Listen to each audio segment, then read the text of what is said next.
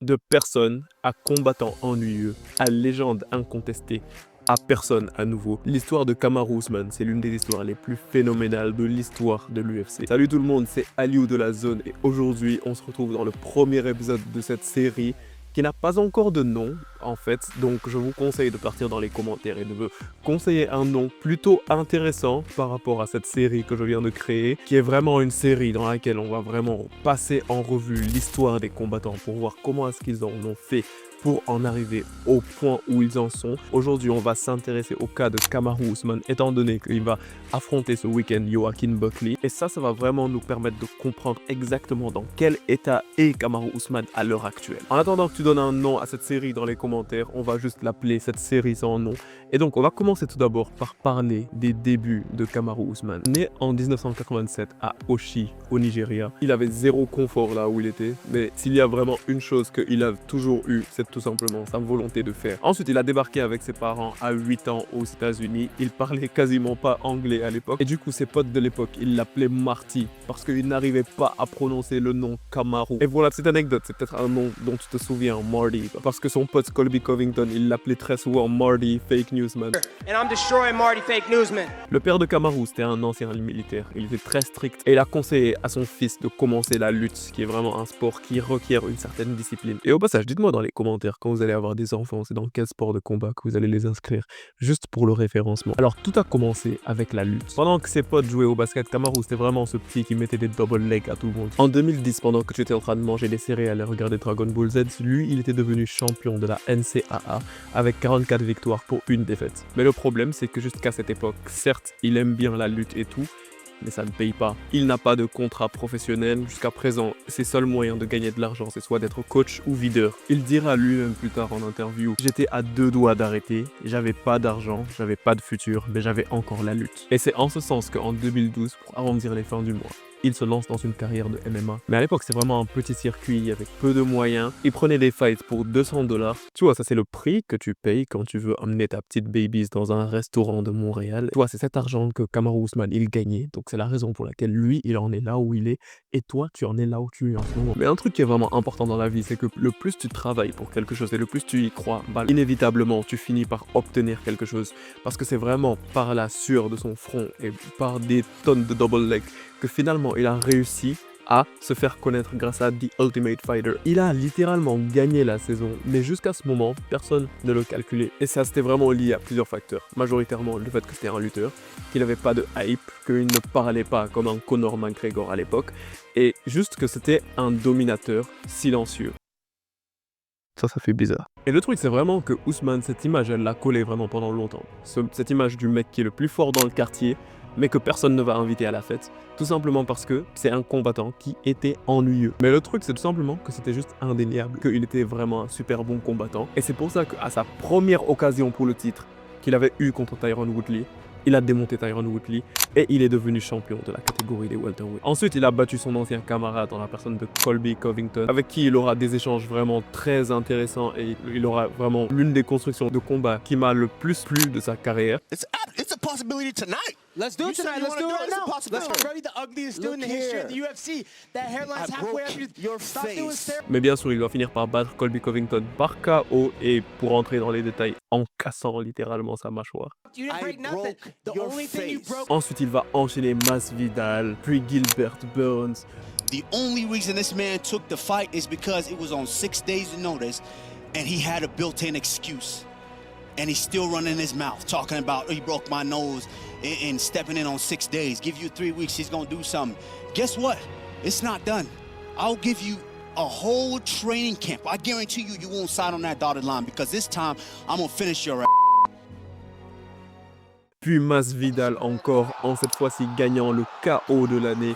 Et puis Colby Covington. À ce point-ci, plus personne ne considérait Kamaru Usman comme un combattant ennuyeux parce que il a mis KO Masvidal, il a mis KO Gilbert Burns, il a mis KO Colby Covington et il nous a juste overall offert des guerres. Donc c'est vraiment un combattant qui était automatiquement devenu un favori des fans. Et dans ce sens, il était rapidement devenu pound for pound numéro 1. Oui, je te parle bien du petit garçon qui a quitté le Nigeria pour se rendre aux États-Unis, qui était dans des très mauvaises conditions. Oui, ce petit gosse est devenu champion des welterweight, pound for pound numéro 1 et il était sur une série d'invasions d'invincibilité, de 15 victoires d'affilée. Et puis, une nuit que je ne vais jamais oublier, parce que je me souviens que c'était le 20 août 2022 et c'était à une semaine de mon anniversaire. Le scénario le plus inattendu s'est passé parce que Kamaru Usman était censé affronter Leon Edwards dans un rematch parce que Kamaru Usman avait déjà battu Leon Edwards plus tôt dans sa carrière. Maintenant, tout le monde était très clair et net sur le fait que Usman allait faire une domination totale sur Leon Edwards.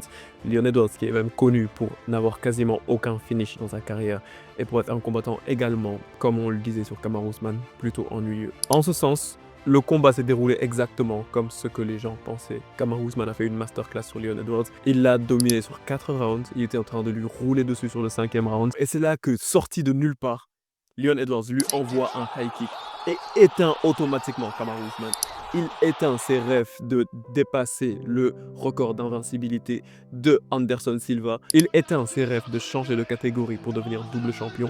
Il éteint absolument tous les rêves de Kamaru Usman. Kamaru Usman se retrouve juste avec sa tête contre le sol, à se demander comment est-ce qu'il s'est retrouvé au sol. Et c'est là que tu apprends vraiment ce qu'un homme vaut. Parce que c'est facile d'être fort quand tu es au sommet, mais comment te comportes-tu quand tu tombes? I know who I am. Like losing, you find out who you are. And losing sucks, but in those moments, like when you're down, it's a great time to experience you.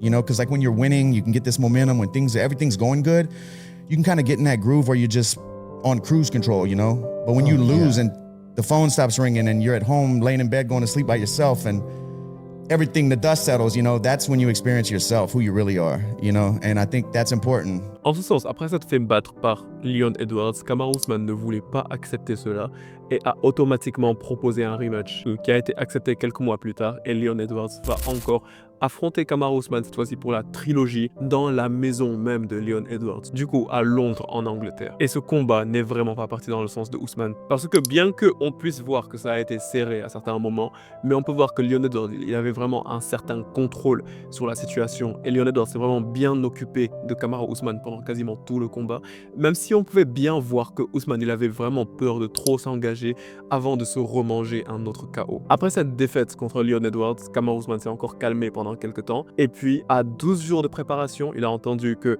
l'adversaire que Khamzat était censé affronter, qui était pour le coup Paulo Costa, s'est retiré. Et donc, Kamaru Usman, sorti de nulle part, décide de monter d'une catégorie au-dessus pour aller affronter Khamzat Chimaev, qui est vraiment le monstre de la catégorie des middleweight, le boogeyman, celui que personne ne veut affronter. Le Nigerian Nightmare n'avait pas du tout peur, il était en mode « donnez-moi Khamzat ». Et il est parti, il a affronté Khamzat à 12 jours de préparation.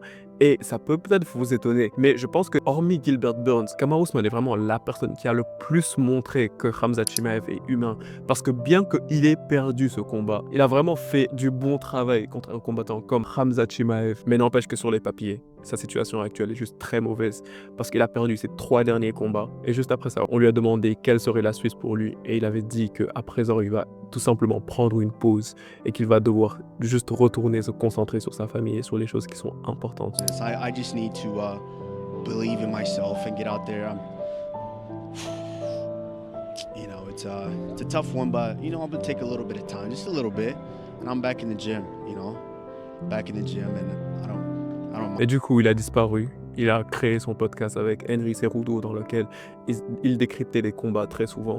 Mais vraiment, en termes de lui retourner dans l'octogone, là c'était Séance Radio. On n'entendait plus du tout parler d'un retour de Kamaru Usman. Certaines personnes se disaient même qu'il était à la retraite. En plus de ça, il nous avait parlé à de nombreuses reprises du fait qu'il avait de graves problèmes à ses genoux et que c'était difficile pour lui de retourner dans l'octogone et tout.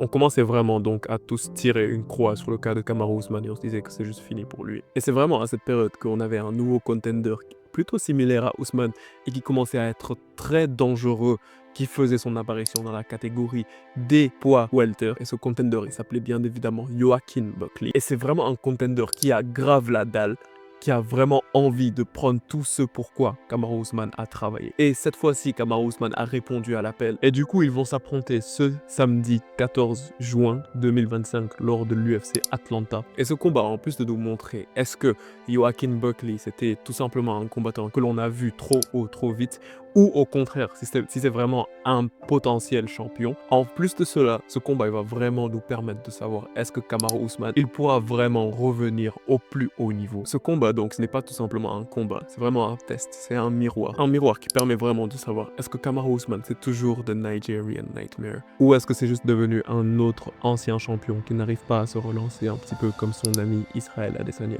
Moi honnêtement, je vois un combattant qui est blessé mais qui n'est pas brisé. Un mec qui revient avec une mission. Mais et vous? Vous pensez que qui l'emporterait entre Kamaru Usman et Joaquin Buckley? Dites-moi vos avis dans les commentaires. N'oubliez pas de vous abonner à la zone, likez cette vidéo et également, je sais que je vous le répète encore, mais les gars, donnez-moi un titre pour cette série que l'on est en train de faire. Je vais choisir le titre le plus intéressant et peut-être le titre qui a le plus de likes. En tout cas, cette chaîne elle est pour vous, donc honnêtement, c'est à vous de choisir le titre. Également, si ce genre de vidéo vous plaise, faites-le moi savoir dans les commentaires et je vais essayer d'en faire vraiment plus. Elles me prennent vraiment beaucoup de temps, comme tu peux t'y attendre, mais c'est vraiment un gros kiff. Donc en tout cas, fais-moi savoir ce que tu penses de cela dans les commentaires.